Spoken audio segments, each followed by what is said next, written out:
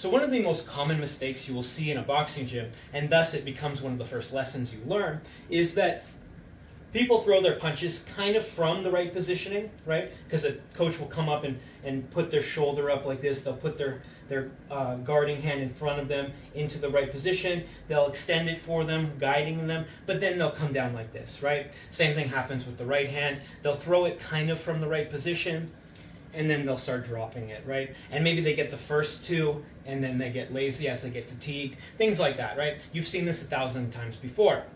Now, one of the universal antidotes for this that is prescribed by coaches, it starts off being a good remedy for abject beginners, but as you get more advanced, it becomes self-limiting. And that is to return the punch to whatever position it left from, right? So if my guard is like this and I throw a jab, I throw it out to here and I return it to here. Out to here, back to here, right? If my guard position is more of like this Mike Tyson kind of squared up stance, the peekaboo style, where both my hands are by my face.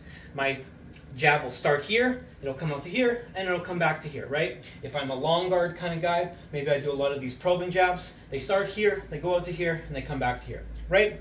It's simple, and it gets you in kind of the muscle memory of it, and it's a good habit to learn. But once you get more advanced to where you want to employ some more nuanced strategies, it's limiting in the sense that there are many positions from here, here, here, here, and even here that are all defensively fine. They just depend on your attributes, your skills, the style of the opponent you're fighting, and what's actually dynamically going on in the fight. What has just changed? What happened prior? What does he keep throwing? What's the metagame of the fight I'm in, right? And you can get really bogged down with the details of this, but I'll give one example and it'll break down the theory for you so you'll understand where to take this in your own fighting to at least build upon this concept. And that would be, let's say we start in this Mike Tyson style peekaboo kind of guard, right?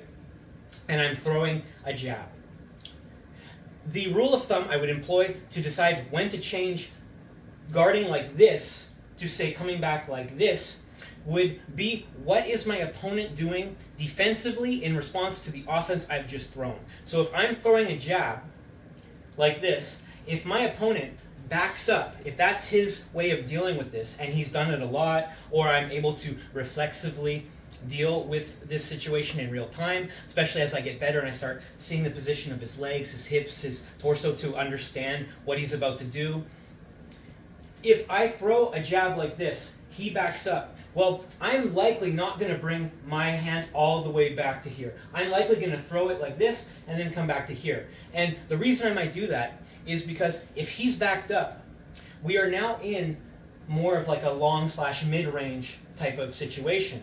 This is a much better guard for close range, right? It's designed to get into close range, bobbing and weaving underneath, right? But it's also more of an infighting style because you're very mobile with your hips. You're very mobile getting under punches like hooks and things like that. And of course, you have all this maneuverability, right? Just test being here versus here and you will see your torso is much more mobile. So that's one of the considerations. But if my opponent has now gone into a long guard position, why would I have a closed guard or a short distance guard to deal with that, right? Maybe if I want to chase him down doing bobs and weaves to follow up, that would make sense. But it might make sense equally that after I've thrown this jab, he's backed up.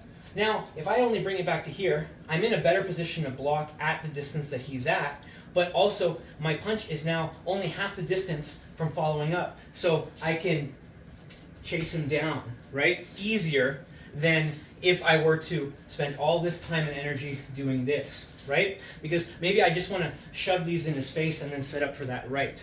Something like that, right? It's just an example, because I'm sure you can think of counter reasonings, like I kind of elucidated in this very brief piece, as to why you might actually want to stay in here if this was your style, especially if you're coming forward like that.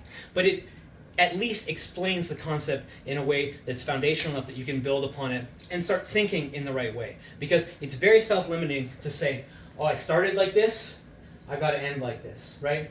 That's not correct.